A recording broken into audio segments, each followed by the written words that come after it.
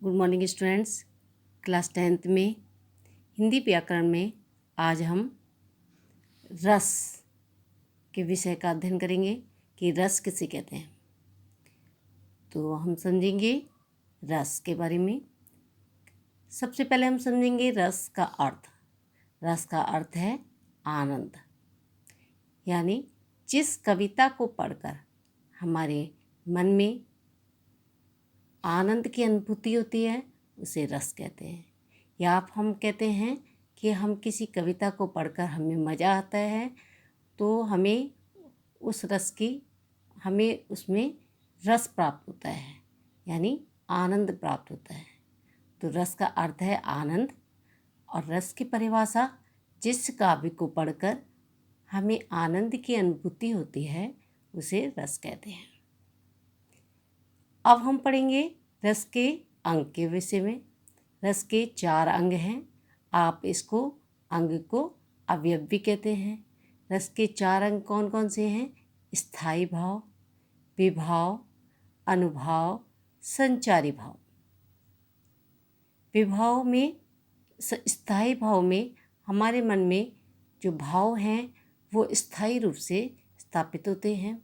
विभाव का जिस कविता को पढ़कर हमें के कारण का पता चलता है, किस कारण हमें इस रस की उत्पत्ति हुई है, वो विभाव हो गया।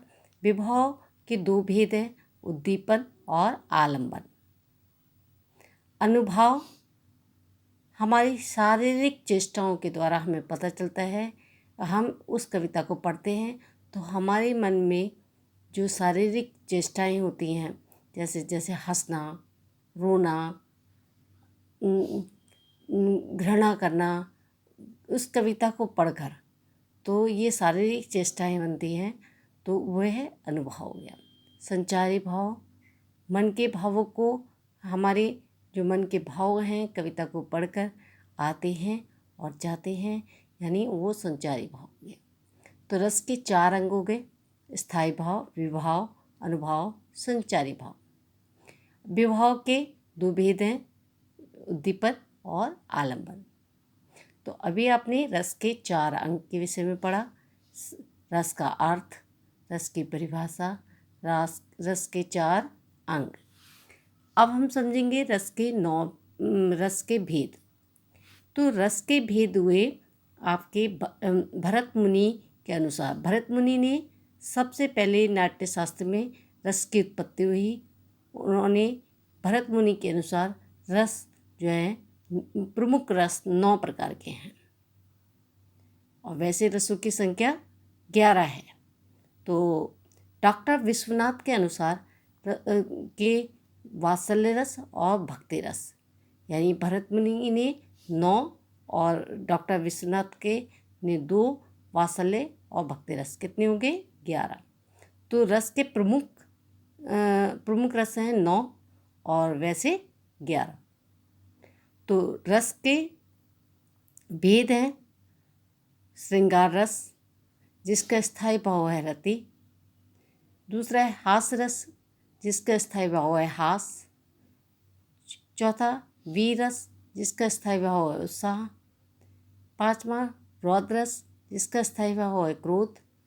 6वां भयानक रस, जिसका स्थायी भाव है भय। 7वां विवश रस, जिसका स्थायी भाव है घृणा और जुगुप्सा भी कह सकते हैं आप। अद्भुत रस, जिसका स्थायी भाव है आश्चर्य। शांत रस, जिसका स्थायी भाव है निर्वेद। आपका भरत मुनि के अनुसार आपका 9वां रस शांत रस हो गया।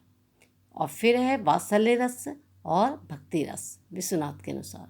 वात्सल्य का स्नेह और भक्ति रस का अनुराग, ये आपके स्थायी भाव हैं। अब आप समझेंगे रस के ये 9 जो आपके 11 भेद हैं उनके विषय में। तो रस के सबसे पहला है श्रृंगार रस। श्रृंगार रस को रसराज भी कहते हैं और क्या कहते हैं? रसपति भी कहते हैं, यानी रसराज, रसों का राजा। श्रृंगार रस का स्थायी भाव है रति।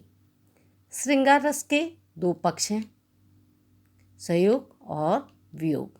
संयोग में नायक और नायिका का मिलन होता है और वियोग में नायक और नायिका का बिछड़ना होता है।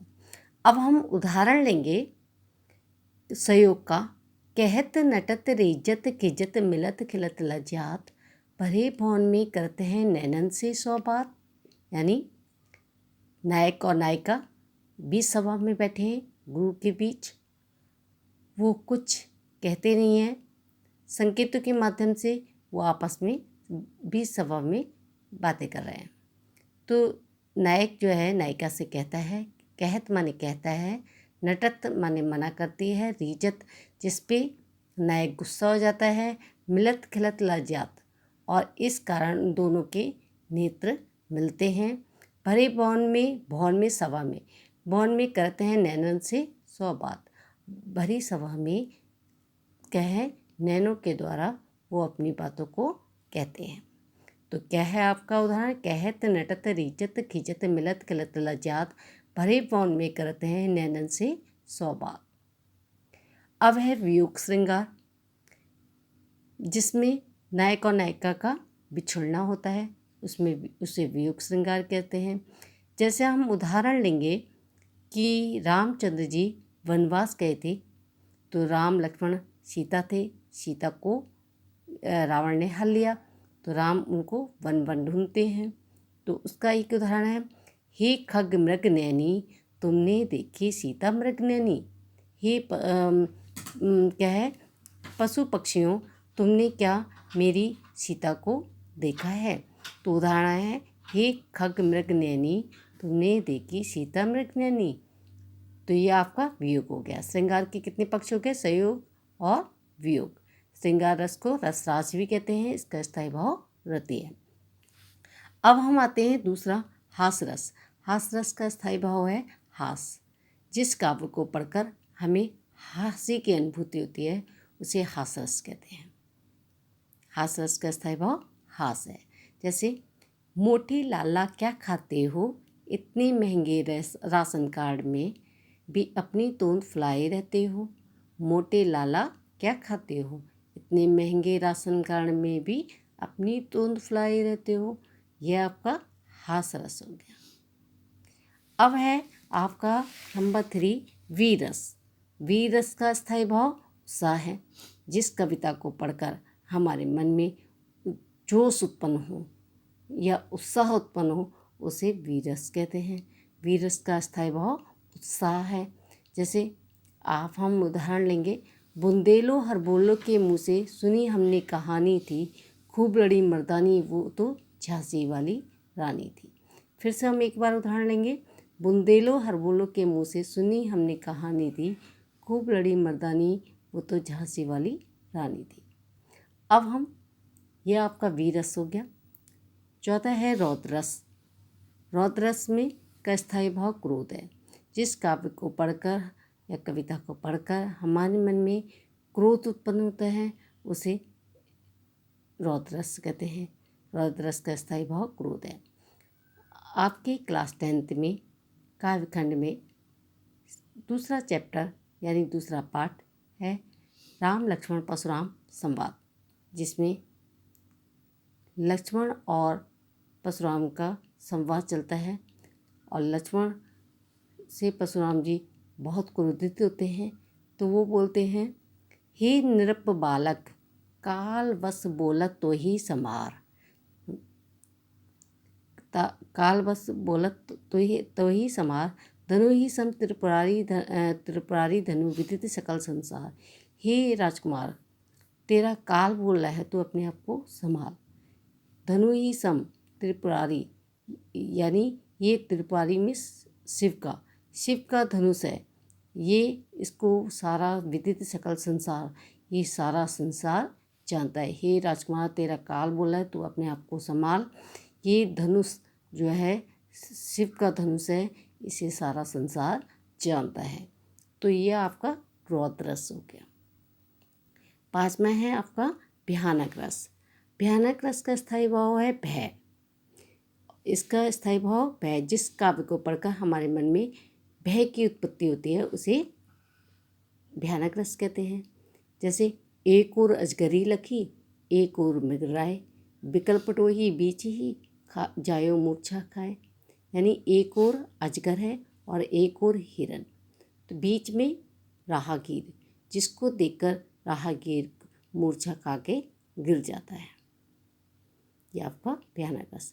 अब है 6 करुण रस। करुण रस का स्थायी भाव है शोक या दया।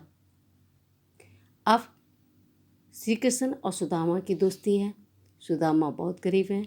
सुदामा जो है श्री कृष्ण के महल में पहुंचते हैं, तो उनकी दीन दशा गरीबी को देखकर इसका एक उदाहरण है। देख सुदामा की दीन दशा, करुणा करके करुणा निधि रोए, पानी प्रात को हाथियों नहीं, नैनन से पग धोए।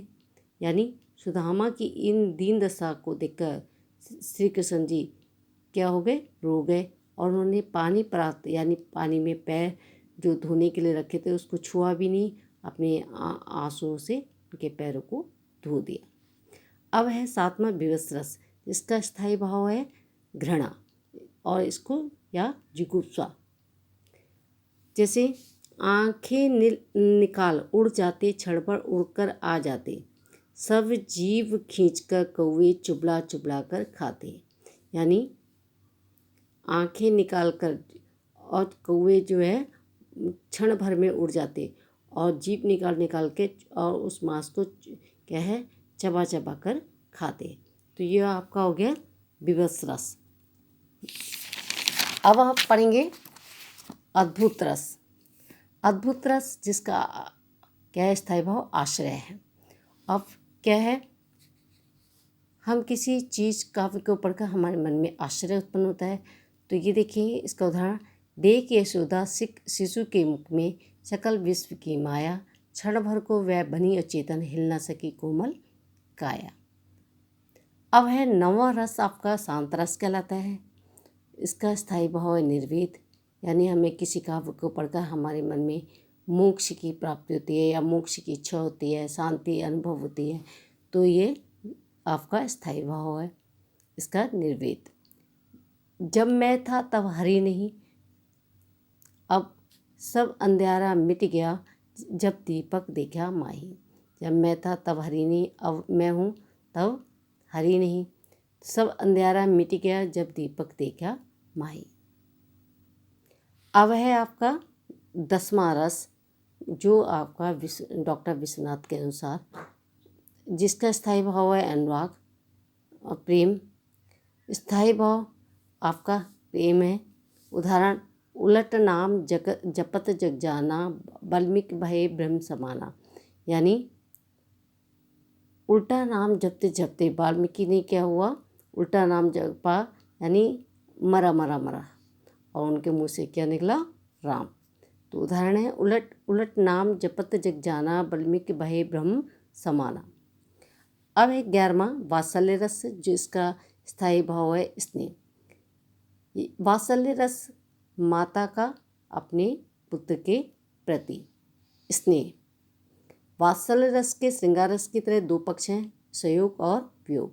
संयोग पक्ष में माँ और पुत्र का मिलन होता है, वियोग में बिछड़ना। उदाहरण संयोग का, यशोदा हरि पालने झुलावे, हलरावे दुलरावे मल्लावे, जोई सोई कछु गावे। यशोदा श्री कृष्ण के पालने को झुला रही हैं, हिला रही हैं और उनको प्यार कर रही हैं, और मल्लावे माने कोई गीत गा रही हैं। अब है वियोग पक्ष का उदाहरण, संदेश देवकी से कहियो, हो तो धाये तिहारे सुत की कृपा करती रहियो। यशोदा कह रही हैं, संदेशा देवकी से कहियो, हो तो कृपा करके अपने पुत्र की क्या है, हो तो धाये तिहारे सुत की कृपा करते, अपनी पुत्र की क्या कहते हैं, शुद्ध लेते रहना। तो बच्चों, आज आपने रस के बारे में पढ़ा कि रस का क्या अर्थ होता है, रस किसे कहते हैं, रस के कितने अंग हैं, रस के कितने भेद हैं। भरत मुनि के अनुसार 9, डॉक्टर विश्वनाथ ने 2 वात्सल्य रस और भक्ति रस, नवा रस, शांत रस। अब वैसे आपके 11 रस हो गए। तो बच्चों, आशा करती हूँ कि आपको रस अच्छे ढंग से समझ में आ गए होंगे। धन्यवाद।